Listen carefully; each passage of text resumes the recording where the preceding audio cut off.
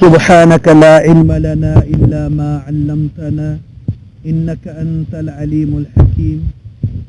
أعوذ بالله من الشيطان الرجيم بسم الله الرحمن الرحيم وآية لهم الأرض الميتة أحييناها وأخرجنا منها حبا فمنه يأكلون وجعلنا فيها جنات من نخيل وأعناب وفجرنا فيها من العيون ليأكلوا من ثمره وما عملته أيديهم أفلا يشكرون صدق الله مولانا العظيم يا رب صل وسلم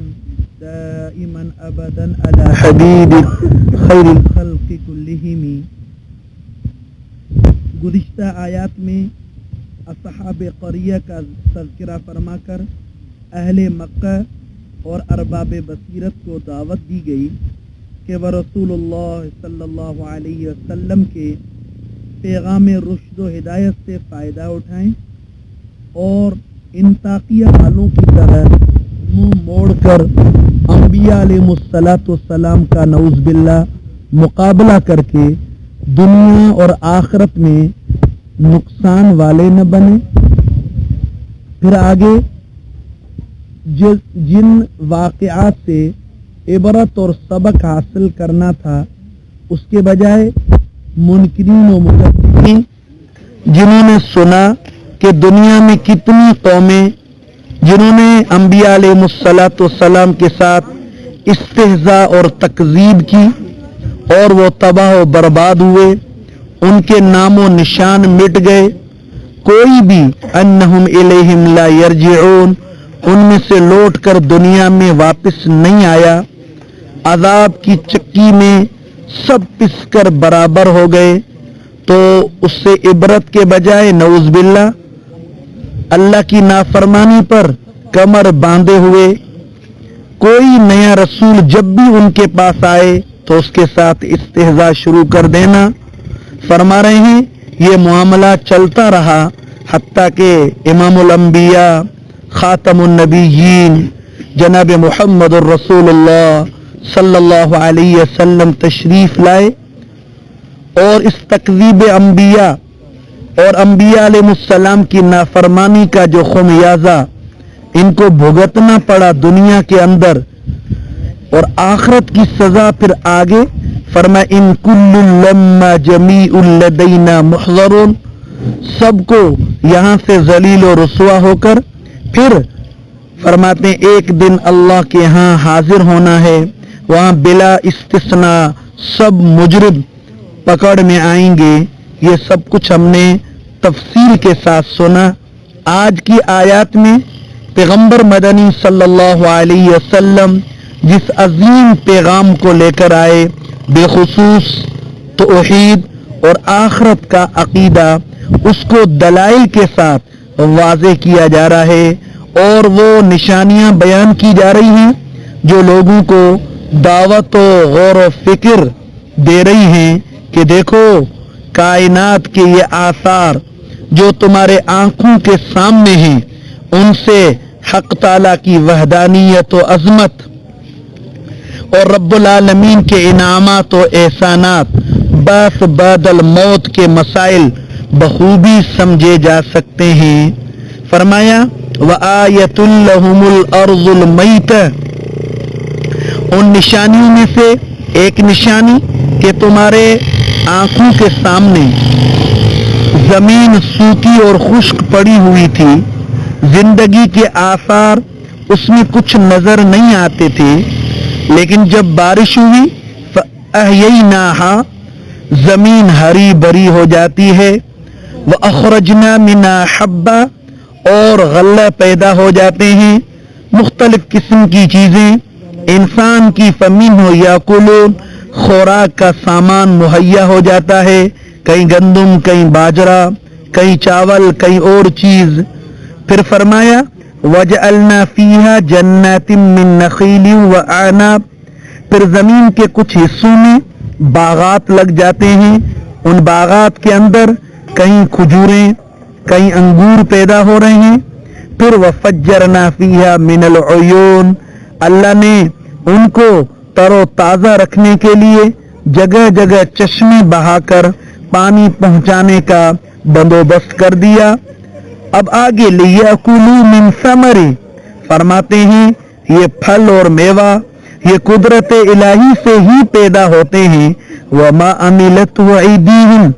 انسان میں طاقت نہیں کہ ایک انگور یا کھجور کا دانہ پیدا کر لے، یہ سب خدا کی رحمت ہے، اس کی قدرت سے پیدا ہو رہے ہیں۔ انسان کے بس اور اختیار میں ان کو اگانے کی طاقت نہیں، نہ انسان میں ان کو بچانے کی قدرت اور نہ ان کو پکانے اور تیار کرنے کا اختیار۔ یہ صرف